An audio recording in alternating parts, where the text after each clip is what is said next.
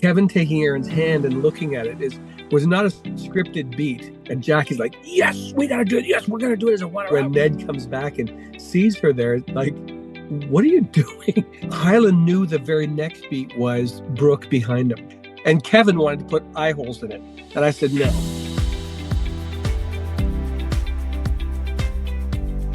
Hi, everyone. Welcome to the Heart in Motion podcast. I'm so excited to be chatting with Martin Wood today. Martin, thanks for coming back to the podcast. Absolutely. I love this thing. So yeah, anytime I can, I'll join. So Martin directed episodes 9 and 10 this season of When Calls the Heart, and you just came off doing quite a bit of work over at Hope Valley 1874, doing some directing over there. So I'm excited to catch up with you today and hear all about your block with When Calls the Heart, and maybe you'll be able to talk a little bit about 1874. I'm thinking about actually just putting a big tent up so I can sleep out at Jamestown and spend my whole year there. And I've made that drive so many times in the last 6 months. It's just hilarious. I was getting ready to ask if they just put a room for you up in the saloon or anything. So Yeah. So we get a great visual at the beginning of episode 9 where they're having their picnic. And having been to Jamestown, it's always fascinating to me to see what you guys can create out of something that maybe we haven't seen before. We've got a Yeah. great couple of levels where they're up having their picnic, Nathan, Elizabeth, Allie, and LJ. LJ's down below. Can you talk a little bit about designing that location and how you Yeah. crafted that visually? And then, like, even the flowers that are there and collabing with Set Deck and all of that. I'm going to see if I can find a picture that I can share with you of Okay. where we are. So I do this a lot, especially after, 20 odd shows of When Calls the Heart. I'm constantly looking for something that we haven't seen. And when I read this, I thought there's a couple of really easy places to have this picnic, but I wanted it to be on the land that could be away from everybody else, and also some place that we could go back to so that little Jack could lose the medal and things like that. So when I was looking for a place, I thought there is a really beautiful place. It's at the fishing pond, but the problem is that for anybody that's been there, they know there's a brewery above it and a drive shed that houses the coal mine, and there's always traffic up there. There's a big A frame at the top of this thing, and Yeah. you would be surprised at how this is called A and Being It. I do an A side and a B side. So when you see, um, I might be able to show you this if I can find the picture. When you see where they're sitting, okay, so I'm going to show you this picture. This is actually, where are we? Yep, That's got the it. picture of where they're sitting. That's behind the scene. Okay. Okay, Okay. so Yeah. my whole thing was I'm looking out over top of the water. I really wanted to be there, and it's the bridge is down below and things this. And I said, just put a line of flowers up on top here so it's this beautiful end of spring kind of day. The reverse of that um, tends to be, and right below them is this, um, Oh, wow. which you don't get to see, but I had that's actually where um, Melissa and Jack are standing for their thing at the very end, the montage piece. I had them Yeah. standing down there. I put a couple of branches on that raft, and I'm shooting them with that framed in behind them. But in the scene that I'm shooting the picnic, I'm using the hill to stop me from seeing that raft that's down below Got it. because obviously the raft doesn't fit in there. Um, yeah, this is Jack and Melissa just standing on Oh, that yeah. raft. Um, Wow. uh, this is the wider version of that. Okay. So that's That's that's great. you can't even tell you're on a raft. Okay, so then I want to show you what the reverse of the picnic is. Okay. Oh, That So they're sitting right here. Yes. And They're when I up turn above. around, Yeah. so I'm just all that stuff is behind the cameras, and I'm looking at this little tiny keyhole with them sitting there. And then the reverse with Kevin, I had to move to another spot, put a tree there, like where a tree was, Yeah. and just so we're 10 meters, 20 meters away from where they were sitting. I sit him on the ground, point the camera at him, but because the way we cut it together, you think he's just sitting right there. But if I had turned around, you'd see that big drive shed behind him, Got it. which has a mine inside it.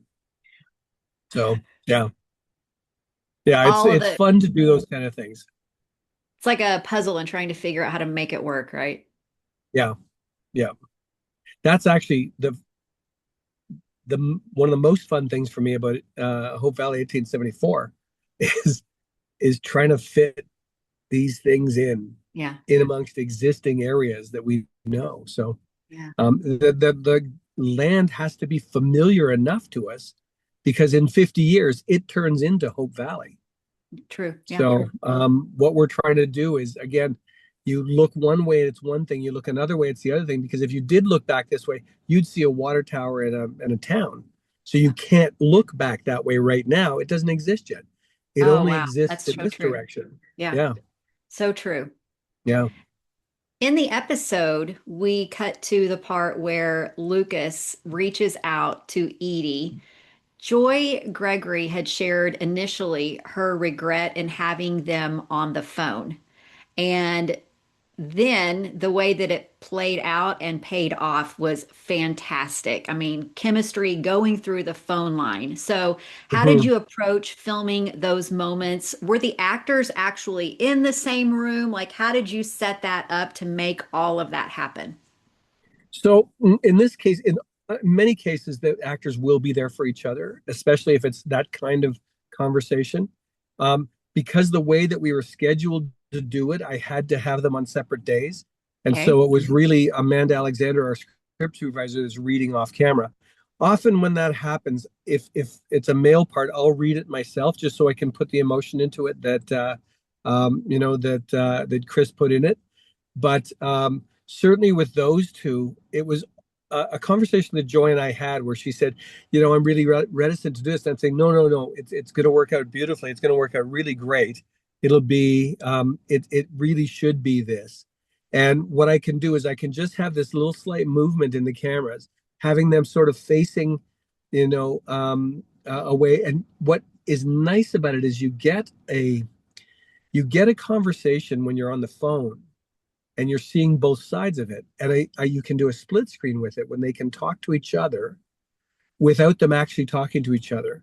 And you can move this split screen around a little bit sometimes to see, them on both sides of the screen. Or there's a lot of things you can do to put them together in a phone call. But Yeah. the other thing that happens is the actors are not are more expressive about how they're feeling. The characters are more expressive about how they're feeling. Because if I'm on a phone call with you and you say something and I go, you don't see that. And I know you don't see that. So I can do that. If I don't want to answer you, I'm like, I can hold the phone away. I can do this. I can go. And then I can come back and I can be just perfectly nice. And you don't know that happened, but the audience Yeah. gets to. So I Got it. really like that in a situation like that where they're both really trying to talk about, their feelings for each other and they can't, Yeah. you know. So you get to see their reactions. When the phone gets hung up, it's the hardest part for me is trying to figure out which side do we end on Oh, yeah. then because they're both having these tragic sort of endings to the phone call. She doesn't Hmm. hang up and walk away. Mm-mm. If she hangs up and looks at the phone, he hears her hang up and he goes, and Hmm. this is just this Hmm. moment. Hmm. A funny thing about that, and unfortunately, this shows my age in a really bad way. Um, Chris was picking up the phone and talking to it, but he'd pick it up and hang it up and talk and thought every time he spoke, he had to do that. And I'm like, what are you doing? And he goes, well, I thought you had to do that to talk. And I went, no, that hangs up the phone. And he goes, oh, I've never seen this before. I said, and the other thing is, you pick it up and you go like this, and that gets Florence's attention because Yeah. there's no dial on it. He goes, "Oh, I hadn't even thought about that." Yeah, that's how those phones worked. So, Well, let's talk about Florence then. Like, it's oh yeah, fantastic that they decided to bring her into this because, I mean, we're all Florence in this moment. We right. all want to eavesdrop on this conversation. Yeah. So then, how did you bring Florence's part into these phone conversations? So what was interesting, there was a conversation that I had to have with her because we were talking about the fact that when she took the job, when Kayla left and she took the job, her whole thing was, I will never do that. Yeah. I am not going to do that. And I said, but this is juicy, juicy gossip. And you two started out, you guys were the gossip in town. That was what you were. So she said, well, I guess I can find those roots again. Hmm. And she said, and I said, make it accidental. Make it, you're not intending to, but just as you go to hang it up, you come back to it. And then there was the sort of the overnight version of it. Hmm. So that she's, when Ned comes back and sees her there, like, what are you doing? you know I thought it was a great piece of comic relief that Joy and David had put into those scripts, so I really appreciated it. It was fantastic to have her there. And it was kind of one of those moments where it was like, yeah, she can bend the rules a little bit right here. Yeah. Like, this is okay. When I talked with Ali Devereaux, I asked about the glasses because it's the first time we've seen Edie without the glasses on. She starts the very first scene of them on the phone. Her glasses are not on. Later on, after the all-nighter, after they've worked all night, we actually see Lucas, who is no longer wearing the vest. Were Right. those intentional decisions that you guys made? I'm just curious because I always love to look at the decisions that are made with This the is this is a props. disappointing decision. This is a disappointing decision. Her glasses are too reflective. I couldn't be that close. So I'd see myself, I'd see the camera in her glasses. And Yeah. she said the same thing. She said, I've never taken my glasses off. I said, you are this time. Yeah. Because often in film we use a non-reflective glass, but her glasses don't have that. So she had to take them off just because of the way I was shooting it. Uh-huh. And there was also, I mean, the other thing is I said, you don't have to read anything, you don't have to look at anybody, you're not seeing anything. You can be blind for these moments. She goes, yeah, of course. Yeah. I'm tired. I'm at the end of my day. There's not a professional need to look like I'm looking at, and I'm not doing what I'm usually doing, which is going through papers and this kind of stuff. So I said, don't show me the passage of time there. There's food beside her. Like she had some food. There's tea beside her. So that was intentional to be able to show that they were there all night. Yes. Yeah. Well, we can pretend, right? And it is interesting that Miranda brought that up because she just knows how used to we are seeing those Yeah. spectacles on her face. Yeah. So, and Yeah. hey, we truly believe that Lucas and Edie, like that Edie's going to loosen up a little bit. We love her. She's fantastic. And so we got a glimpse of what that might look like without the Yeah. glass. So Yeah. you also got to work quite a bit with Hyland, and it has been fantastic to watch his growth this Yeah. season. So I'm curious to get your perspective. It's a year later from when did some directing last season. Were you surprised to see how much he has grown over the last year? And is there any Yes. particular moments that really stood out to you? What's interesting to me is I have two daughters and a son, and I realize the difference between the opals of the world and the little jacks of the world. Yes. And and watching these kids grow up, because I was there with Carter and I was there when all these guys started in the classroom. Yeah. I remember the day we brought Opal in for the first day, because I cast her into this thing, and now looking at her now and seeing, of course, Hyland's growth over the time that he's been able to grow. I noticed the boyishness of Hyland, not necessarily Little Jack, but the boyishness of Hyland coming to play exactly when it's supposed to at this Yeah. age, where Hyland is just he's like in everything. He's making jokes with people. He's doing this kind of stuff. And I said, okay, I have time to work. And he settles down a bit, but not a lot. And then you start and he just sort of says the lines and it's like his dad is there or his mom is there and it's like, remember what we practiced? And then he settles into it. He's much more comfortable with the character right now. He's much more comfortable with what he has to do. Um, he is almost at the age when he's going to make the same decision that all our other guys have made is I'm going to stay with this. I'm going to keep doing this or I'm not. And there are some actors that do that, that just go, I don't want to be an actor anymore. And that's coming up for him, for Hyland. Yeah.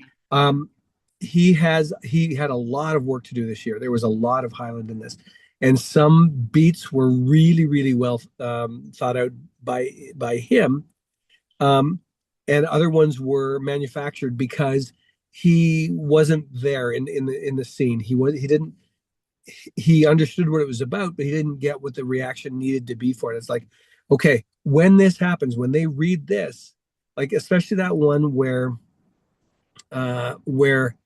um, he's sitting in front of Kevin or standing in front of Kevin, and Kevin is saying, "I will be here for you." Um, Hyland knew the very next beat was Brooke behind him, Right. so he kept trying to get to that beat, and I'm like, "No, no, no." There's two beats here. Yeah. The first beat is this, and it has to be this beat, and then it has to be the other beat over here. Yeah. And don't rush to get between those two things. And he's going, yeah, but, and I'm like, no, it's not a yeah, but it's a, you need to do this, and that's the boy of Hyland. That's the whereas often with the girls, um, it's much more stable and thought out. Okay, I need this beat before I go to that beat instead of Mhm. I got to get to that beat, you know. And, and yeah, it's for me what it is now uh, engaging with Hyland as that as that boy, and saying, okay, that is the age you are at with this character, and that is the energy that you have. But when you lose the medal, it's not just swinging the stick and saying it. It's, oh no, I've done something really wrong here. And what's great about him is that he takes that direction. It takes a couple of takes, but he's there, and he does a really great job of it. It'll be interesting to see, how it plays out for him. It's just been fascinating to watch him this season and Yeah, what he's been given and how he's delivered. It's been yeah, really enjoyable to watch. yeah, for sure. You mentioned Brooke Shields, LJ turns, and we have this big reveal that Charlotte Thornton has showed up in Hope Valley. So we know that Brooke had limited availability, and I've since learned that you had to do a little bit of shuffling with your block, Yeah, and being able to, accommodate her schedule and get everything that you needed. So did that scheduling affect how scenes had to be planned or rearranged? How did you kind of make that all happen?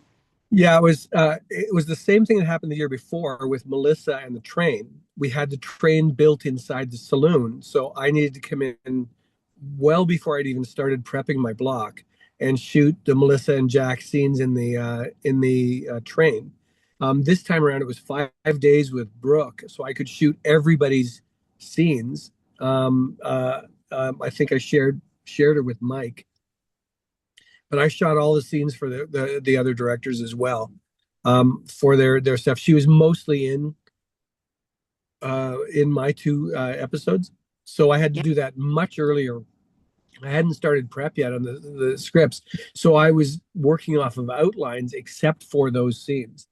Yeah. So what happens is because I don't have a full script, and it's weird because people think, well, you have an outline, but the outline really doesn't say what happens inside the scene.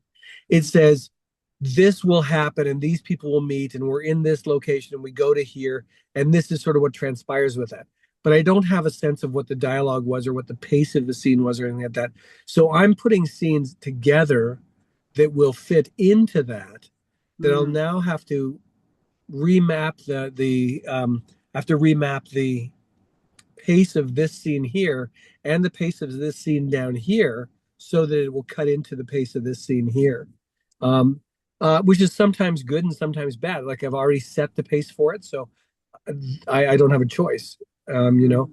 And uh, um, And if you have the full script, then you can figure that stuff out much earlier. You know, Mhm. okay, the pace of this is going to be here, the pace of this is going to be here. So I'll set this up so that I can start the scene and end it like this. Because you don't want to end every scene just to push it on somebody's face, you know. Yeah. And the stuff with Brooke, it was phenomenal. Working with Melissa and working with Brooke, you know that you are working with people who have been in the industry for as much longer than you have. And at my age, that's hard to find people that have been in the industry longer than me. But but there's you know, they come to set and it's just such a breath of fresh air having a movie star on your set, you know, because she takes direction so well. You walk up and say, "Why don't you try this?" And she just tries it in spades. You're like, "Oh man, that was amazing. That was way better than I had it in my head." You know, and it's fun because working with the other actors who I've known for years and I know where their, you know, what their voices are. Finding these new voices in these newer characters is so much fun. And Brooke was one of those people that I would do anything with her.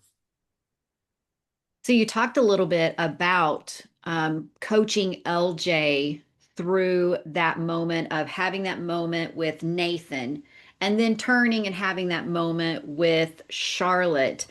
How did you kind of coach that whole transition at the end of the memory hunt? So this is another kind of disappointing thing that happens in production. Um, Hyland has a limited window when he can act. We're legally only allowed to have him on set for this much time. And when you're doing something like that, where there's a bunch of the memory work or there's a bunch of the you know the things that I have to do, there is limited time with him on set. That day, we were running out of time with him on set. Yeah. He needed to be there for Mike stuff in the morning, which was the boarding house stuff, and then he needed to be there for me at the end of the day when Yeah. I moved to the row houses. And so I had, you know, a half hour or a little bit more to shoot both his stop with the gang when they're walking with the final thing up to that wagon, and when he ran over to Brooke. So I had to get his part here and his part here, and then when I go back to Brooke to do her coverage, he's not there. Got it. um, she did the hug, but then she turns to Allie and she says her lines to Allie, he's not there anymore because he can't because he's legally offset now. Yeah. Um, and so with him on those, like I said, it was don't rush the beat, don't rush the beat, don't rush the beat. And because I let them walk up to us, they're actually walking up in a spot where I changed the distance for them so that his turn would be right into her. But the light was better down the road a little bit. Mm, So I pushed the wagon down the road. I just moved the wagon. And because the wagon is there, you think yeah. it's the same spot, but it's not. Um, Got it. and so they come up and they do that. And then I turn around on Brooke when he runs to her um, and shoot that. And it all happened very quickly. Yeah. Yeah, that was one of those things where there just wasn't a lot of time for a lot of coaching or directing. So that's the end of the memory hunt. You get the script. We've got this elaborate hunt that is going to happen. And you've talked about how you really just start visualizing everything out. So, what were some of those big moments in the memory hunt that really stood out to you that you wanted to really capture? I think all of them were important. I didn't put one above the other. I think that it was all of them needed to feel different. I didn't want them to be a repeat of the one before or the one after. You know, I didn't want any of them to be similar. So um, the one in the saloon is the beginning. Walk in wide, you know, run up, see this stuff. Next one is the jail, and that one I wanted it to be a reveal. Got it? You know, so the reveal in the saloon is come down on the stuff as he runs toward it. Mhm. The reveal in the jail is, oh, he's in jail, because that's the surprise for LJ at that point. The next one was we're out on the street, nothing abnormal here. pull back, and we're sitting there with, with Rosemary and Lee, and it was just a meeting on the street kind of thing. Yeah. That wasn't it. And then the next meeting on the street was going to be, oh, I know where I'm going. And he runs across the street and he runs up, and then she comes out, and there's that moment there. And then the final one in town is, of course, Gowan.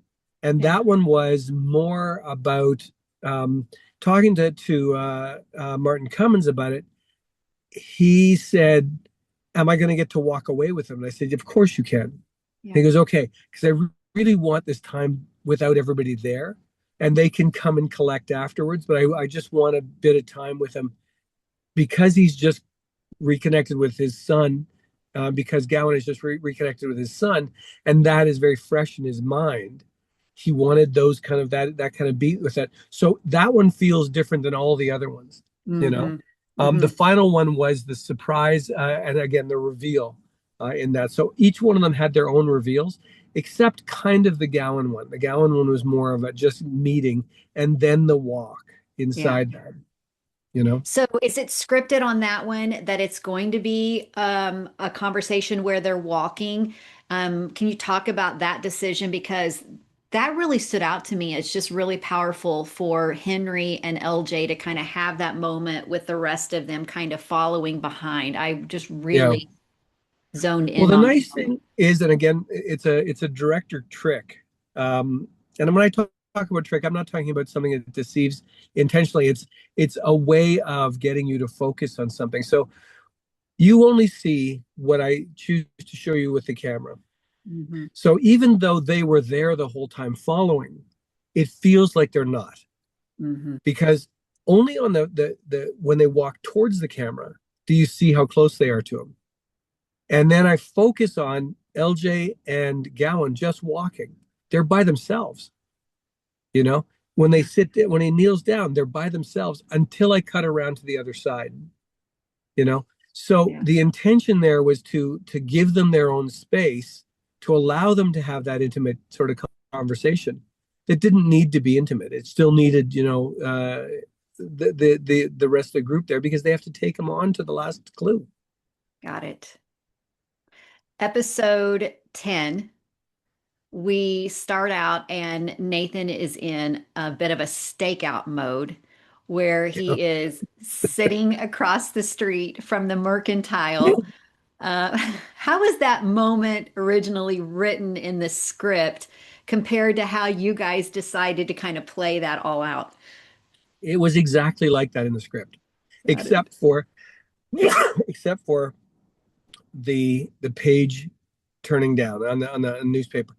And Kevin wanted to put eye holes in it, and I said no, no.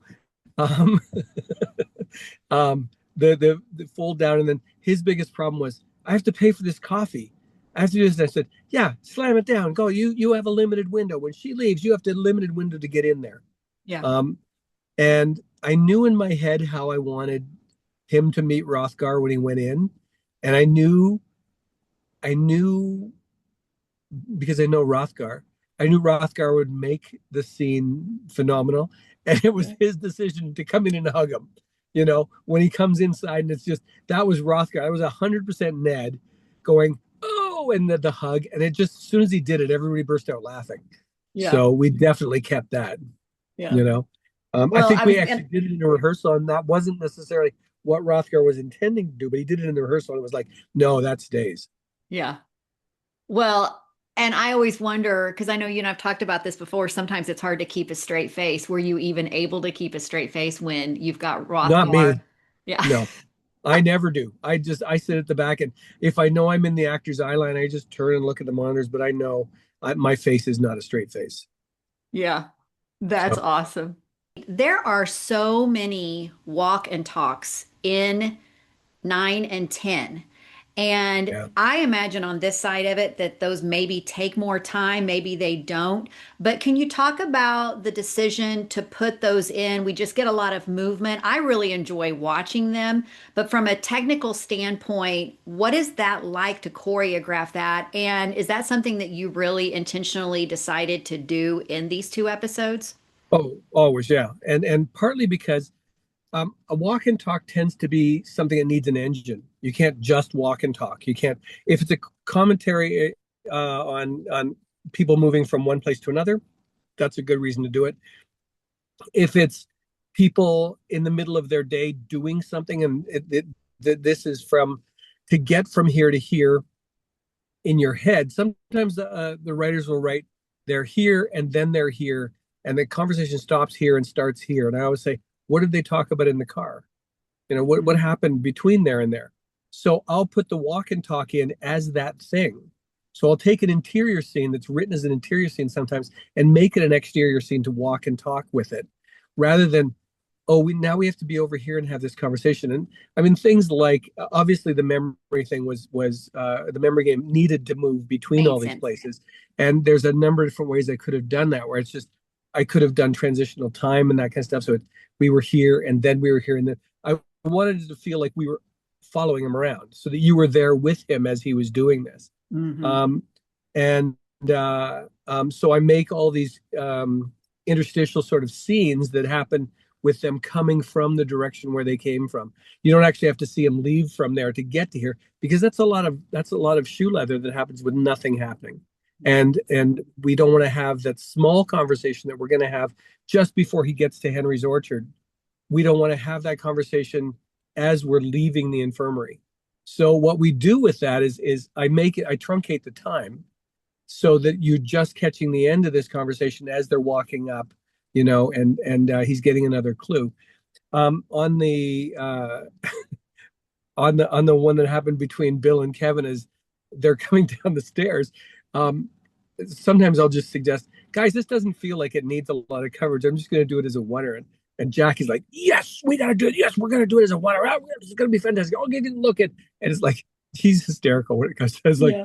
oh, great, only one shot in my scene, and I get to go home. No, he doesn't say that, but he goes, yes, let's do it, because a show like this tends to have a lot of people standing and talking to each other, and the actors, as much as it's easy for them because it's easy for them to remember how to do it, it's still it's not. There's nothing dynamic about it.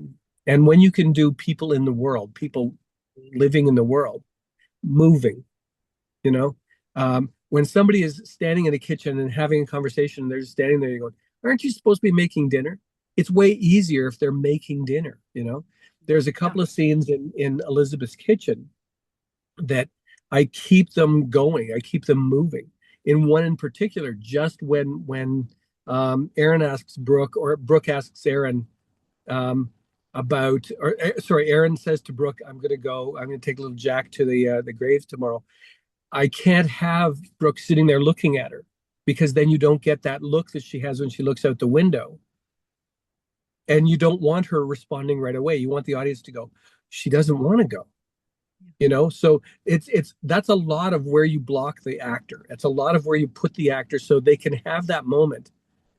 So she's not sitting there looking at her going, no, it's okay. It doesn't work. It Right. needs that look out the window while she's got the dishes going, no, it's okay. I'll do this. Or conversely, when Erin walks past her and says, I'm just going to go out to the garden, when she's the cleaning the fish thing. I'm just going to go out to the garden. You keep them in motion there. So then she's not standing there. No, I don't want to. I have something to do. It doesn't work. Yeah. So Yeah. a lot of times those kind of things motivate walk and talks or movement inside the scene. I mean, the one in particular on this one was the singing as they're coming down the street.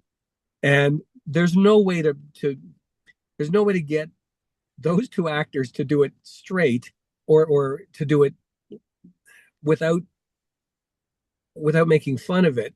They don't want to be standing still doing that. Right. They want to be moving from here to here. And then it ending with Kevin taking Erin's hand and looking at it was not a scripted beat. Okay. In the original script, it was one of those ones where I thought he needs to start looking for this right now. So I had them do that little spin and had Kevin very obviously for the audience looking at it, but it was like Erin turns away and comes back, and and doesn't see it. So those kind of things are the things that kind of movement allows you to do, which you wouldn't be able to do. It's boring to stand there talking to each other and look down, see the ring, cut to the ring, cut back up to his face, because then she goes, "What are you looking at?"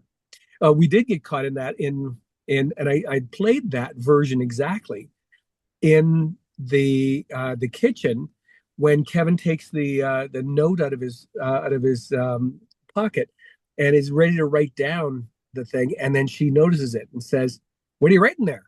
Are you Uh-huh. taking notes?" That was just Erin just said that. That wasn't in the script either, but it was because it was a forced cut down to from her look onto it, so she notices it, right? Yeah. Um, so yeah, lots of times a walk and talk is you don't like to do walk and talk when it's serious, where you need to see their faces up close. Okay. Um, Especially in Hope Valley because you're on gravel. And every time you walk, remember, it's not just the two of them walking, it's a camera, the person helping the camera, the grip behind the camera, helping the operator. So there's two people there. There's the boom operator. There's three people. And you tend to have some light or something that's chasing them. That's four people, four sets of feet, 8 feet hitting the gravel in unison with them, and it just sounds weird. So Yeah. you don't want to do it when it's something that's very serious. Got Um, it. we've done things in Jamestown and in Hope Valley where I've actually had moving overhead 20-foot things over top of them. Well, it's too sunny. It moves with them. It's these giant lifts that make so much noise. So after that, the actors have to go back into ADR and do record the sound again because they've got these giant lifts following them like this just to keep the sun off of them. And to stay focused when they're hearing all of the Yeah, external and things going on as yeah. well. So you mentioned earlier Nathan and Elizabeth are doing their walk and talk through the street. There's this song that highlights. There's a moment where, and maybe I'm dreaming again because I've already dreamed about glasses and vests, but there's a quick camera shot where we get Elizabeth's left hand up on Nathan's chest. Is that something that you intentionally designed to put into that moment? Because it was such a lighthearted, fun moment, but then there's that Yeah, seriousness of the left hand. I think that was all Erin doing that.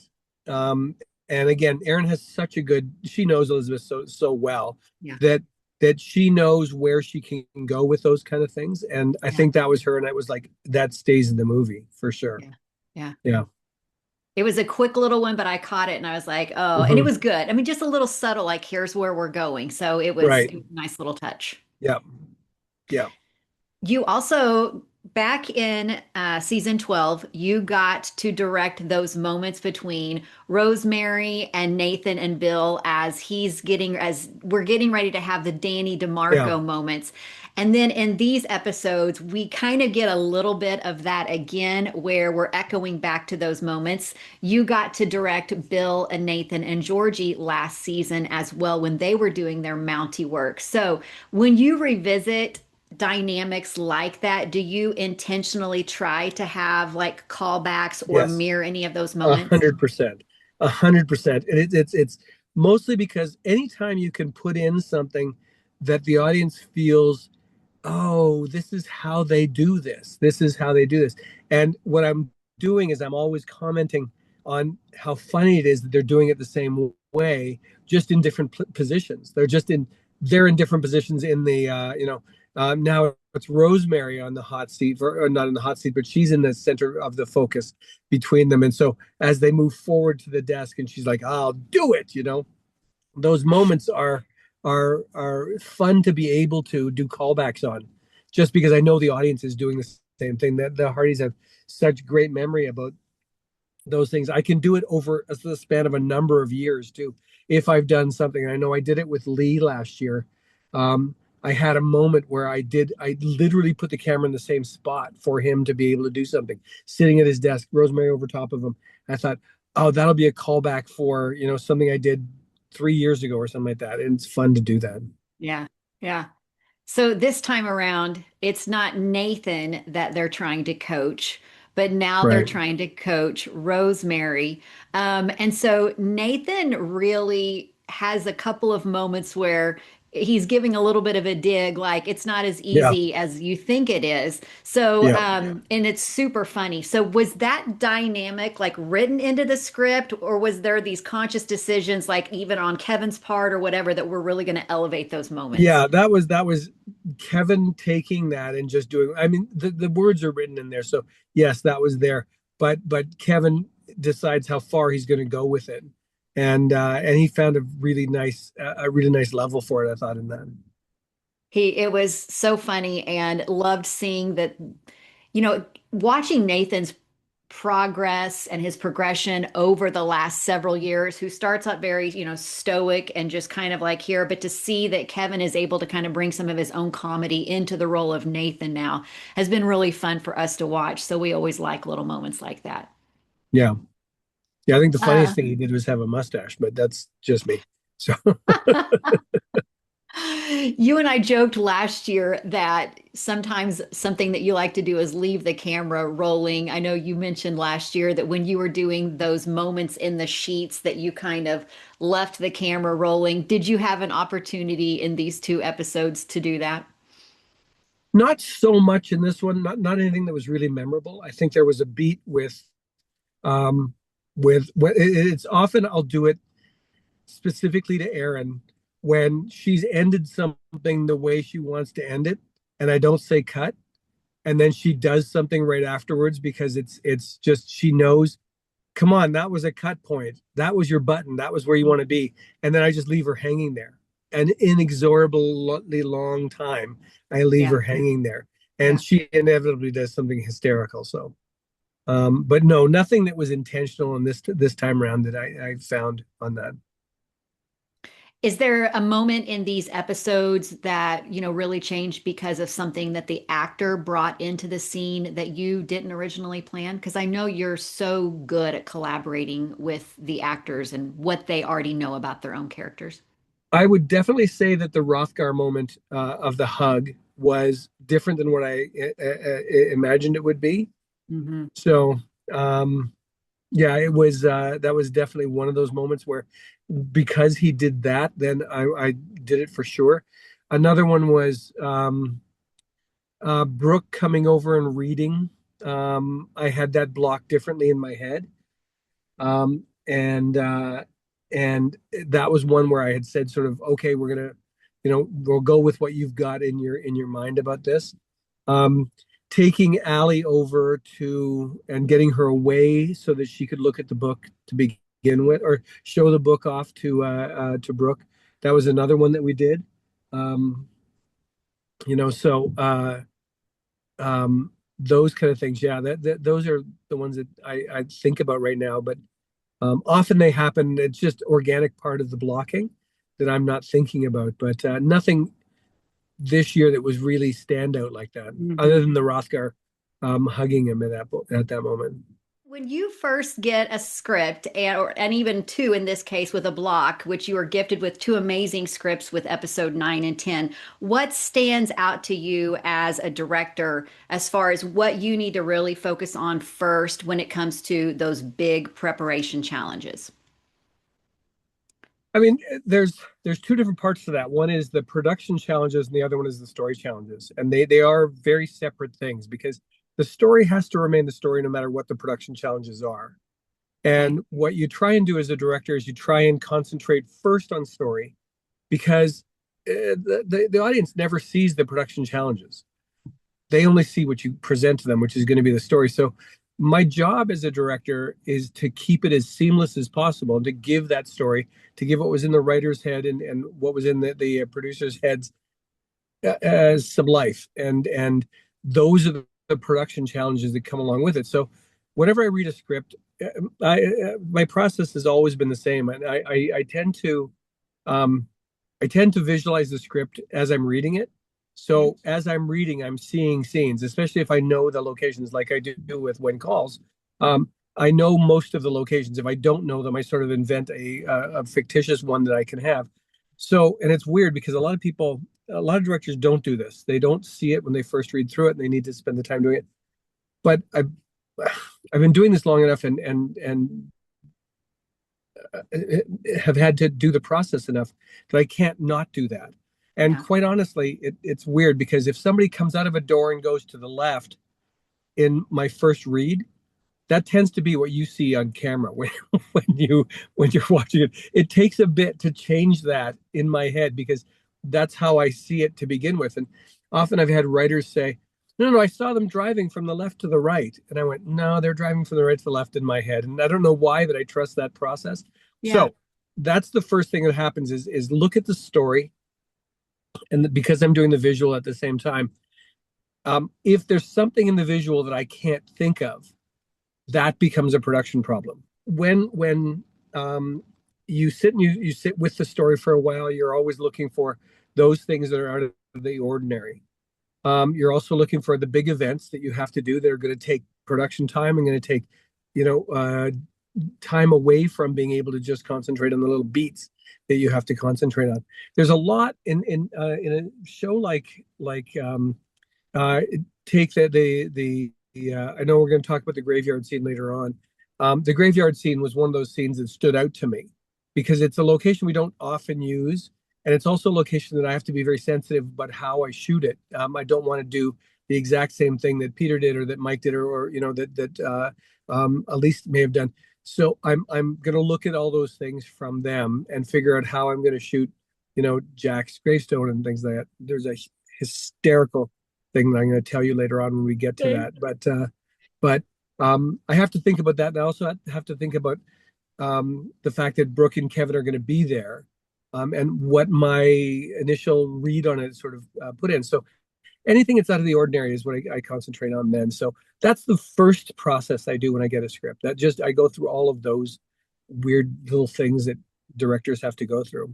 So I want to definitely get to the grave scene because such a powerful moment, one of the most powerful moments I've seen on When Calls the Heart. So as a director, how do you really set up when it's such a serious moment, setting the tone for that moment, and then just kind of walk us through that whole process of making that moment happen? Okay. That was a scene that, as I said earlier, is one of those scenes when I read the script, I'm like, I can't wait to get to this scene. It's a really important scene. It's a very long scene where they're not doing anything other than being very heartfelt with, um, Jack's burial site, you know, and so there's only so much you can do camera wise for it. For me, it was I wanted some flowers in the ground all the way around, so that I could do a bigger, wider version of the cemetery, where it didn't look. And thank goodness it was a nice day because it really I needed that look of a nice day, and I wanted you to see them coming in. I wanted you to see them doing the entrance and be reticent to come up to it. And honestly, the two actors just did such a beautiful job of it. There was very little directing from me. There Mm. was come up and do what you want to do. Decide when you're going to stand. Decide when you're going to get down. I said the one thing I want them to do is for what you're going to do, don't do it standing up. Yeah. Don't do your conversation with them standing up because it's if you were alone, absolutely you could. But because there's two of you, it makes it feel much better. Um, and uh, and they just brought it. And I remember going up to Brooke and say, and what I'll do on set is, everybody realizes it's that kind of scene. So the crew is very good with this. They were, you know, you'll often keep it quieter on set than it usually is. Um, and there is the ads will sometimes say, okay, everybody just keep the talking to a minimum. Anyone around the actors is very conscious of the fact that they have to get into this mode, and it also allows for the reverence of the place that we're in.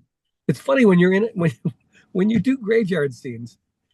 um I've shot in real graveyards and I've shot in ones that you build. Yeah. This one obviously is one that we have to build. um but what's really interesting is that people walk around the graves the same way they would.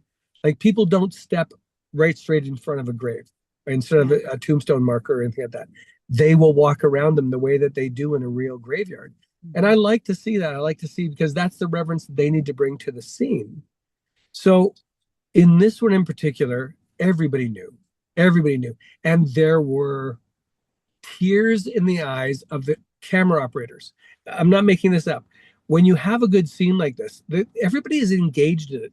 Our camera operators wear headphones so they can hear the dialogue because they're doing these nice slow pushes. Both cameras are doing these slow pushes into them so that the scene doesn't have to jump, cut. It doesn't cut.